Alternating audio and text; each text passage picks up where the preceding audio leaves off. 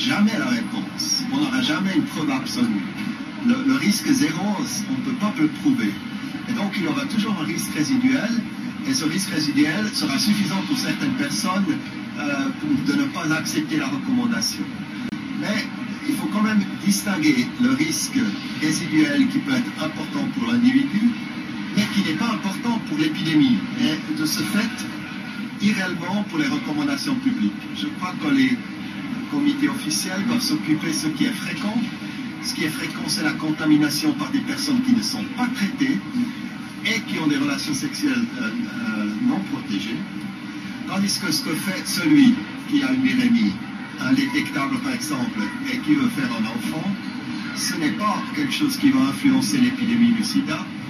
Le risque est nul ou très très petit, et donc qu'il fasse ce qui bon lui semble et ce qui est le plus efficace pour la procréation. Alors qui est Bernard Hirschel ? C'est un professeur suisse qui est à l'origine de cet avis suisse publié le 25 janvier 2008 par Hirschel et ses collègues, notamment Pietro Vernazza de la Commission fédérale suisse sur les problèmes liés au sida.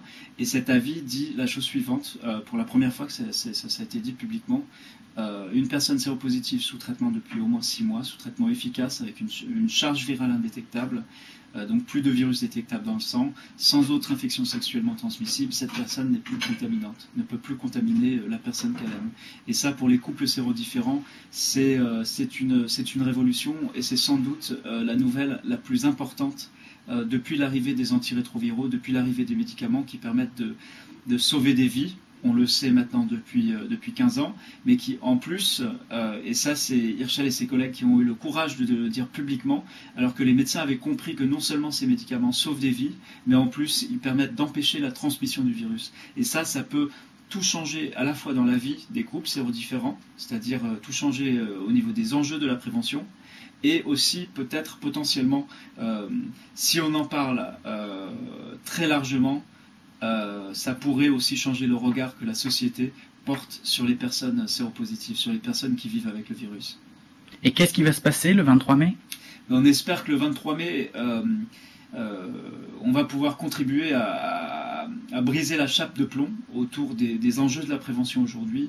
Enjeu de la prévention et de la procréation pour les couples hétéros concernés par le VIH. Ça va se passer à l'hôtel de ville et ça sera donc la 4e rencontre des parents et futurs parents concernés par le VIH. Bernard Hirschel a accepté notre invitation, donc l'invitation du comité des familles, pour venir informer, expliquer, répondre aux questions des couples qui sont présents. Donc si vous êtes séropositif, si vous partagez votre vie avec quelqu'un qui l'est, c'est une rencontre à ne pas manquer parce que c'est probablement cette nouvelle tellement importante, parce qu'on va parler pas seulement de faire un bébé.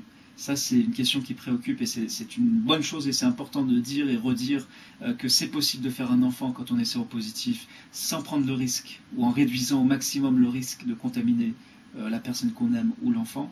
Mais en plus, une fois qu'on s'est posé la question de la procréation, il y a tout le reste qui concerne la vie sexuelle et amoureuse. Et ça sera au cœur du débat le 23 mai. Toutes les informations sur cette rencontre sont évidemment sur le site papamamanbébé.net.